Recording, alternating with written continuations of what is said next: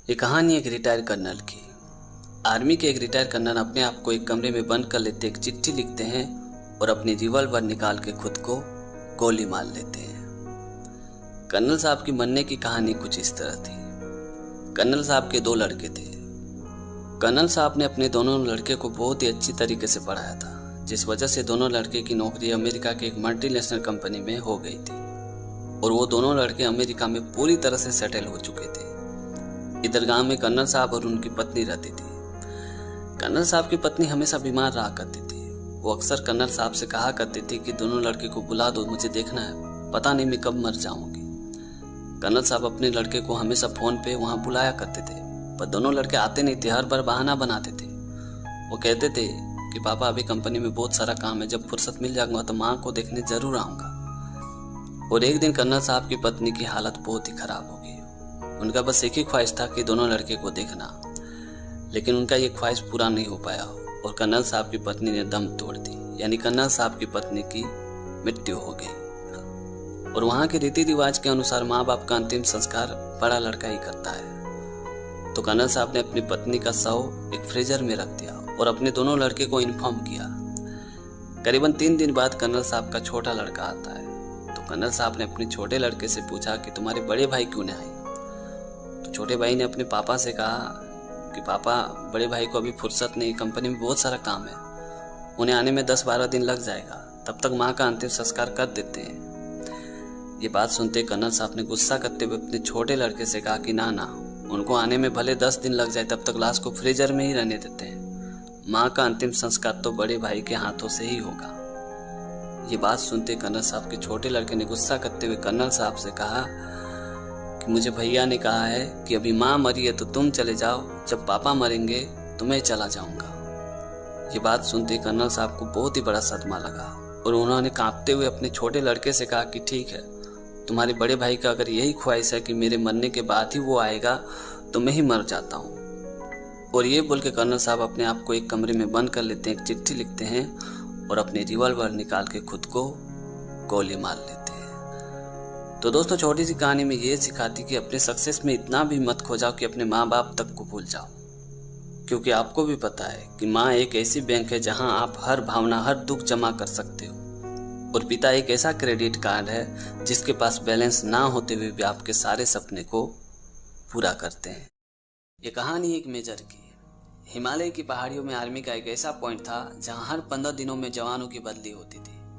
ऐसे में एक मेजर साहब अपने 15 जवानों के साथ उस पॉइंट के लिए चढ़ाई कर रहे थे। जब उन लोगों ने आधे सफर तय कर चुका था तो ठंड के कारण सभी को सुस्ती महसूस हो रही थी। सभी सोच रहे थे कि अगर एक एक कप चाय मिल जाती तो मजा आ जाता, पर आसपास कोई दुकान नहीं थी। इस वजह से लगातार उन लोग अपने पॉइंट की ओर बढ़ रहे थे। करीबन आधे घंटे का सफर तय करने के बाद उन लोगों ने एक बंद दुकान देखी।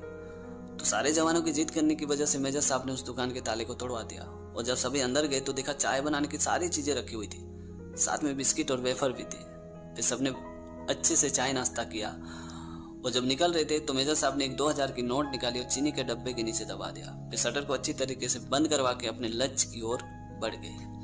और करीबन 15 दिन बाद जब उन लोग वापस लौट रहे थे तो सभी ने देखा कि वही दुकान खुली हुई थी। तो सभी वहां चाय नाश्ता करने के लिए पहुंचे। वो दुकानदार एक बहुत ही बुजुर्ग आदमी था। एक जवान ने नोटिस किया कि दुकान के चारों ओर भगवान की ढेर सारी तस्वीरें लगी हुई थी। फिर उस जवान ने पूछा कि चाचा जी, आप भगवान पे बहुत यकीन करते हैं क्या वाकई में भगवान होते हैं? ये बात सुनते उस दुकानदार ने कहा कि साहब, ऐसा नहीं बोलते हैं, भगवान होते हैं, ये मैंने महसूस किया है। आपको एक घटना बताता हूँ। आज से कुछ दिन पहले मेरे लड़के को आतंकवादियों ने बुरी तरह से मारा था। उसकी हालत जख्मी हो गई थी। फिर मैं उसे हॉस्पिटल ले गया। उस वक्त मेरी परिस्थिति बहुत ही खराब थी, मेरे पास बिल्कुल पैसा नहीं था। और जब मैं अपने गाँव वालों से मदद मांगने के लिए गया तो मेरे गांव वालों ने ये बोल के मदद करने से मुंह फेर लिया कि मेरे लड़के की दुश्मनी आतंकवादी के साथ है, अगर हम लोग तुम्हारी मदद करेंगे तो हमारी भी दुश्मनी आतंकवादी के साथ हो जाएगी। और ये बोल के किसी ने मेरी मदद नहीं की। उस वक्त मैं अपने ऊपर वाले ईश्वर से प्रार्थना कर रहा था कि हे प्रभु, अब आप ही मेरी मदद कर सकते हो। तभी मेरे दिमाग में आया कि शायद दुकान में कुछ पैसे पड़े होंगे, और ये सोच के जब मैं दुकान आया तो देखा दुकान का ताला भी तोड़ा हुआ था। मैं सोच रहा था कि एक तो मेरी परिस्थिति ऐसी ही खराब है, ऊपर से मेरी दुकान भी लूट गई। और जब मैं दुकान के अंदर आया तो देखा चीजें बिल्कुल वैसे ही थी। फिर मेरी नजर एक चीनी के डब्बे में गई। उस डब्बे के नीचे 2000 की एक नोट दबी हुई थी। उस नोट को लिया और मैं हॉस्पिटल गया। फिर बिल भुगतान करके अपने लड़के को घर पे ले आया। उस दिन के बाद मेरा भरोसा ईश्वर पे और अटूट हो गया। ये बात सुनते सारे जवान मेजर साहब की ओर देख रहे थे।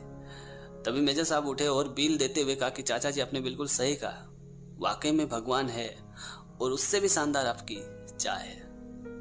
उस दिन सारे जवानों ने मेजर साहब के अंदर एक अजीब सा रूप देखा था। तो दोस्तों, छोटी सी कहानी में ये सिखाती है कि अगर आप ईश्वर पे यकीन करते, विश्वास करते हैं, तो वो यकीन, वो विश्वास हमेशा बनाए रखना, क्योंकि ऊपर वाला हमारी मदद करने किसी न किसी रूप में जरूर आते हैं।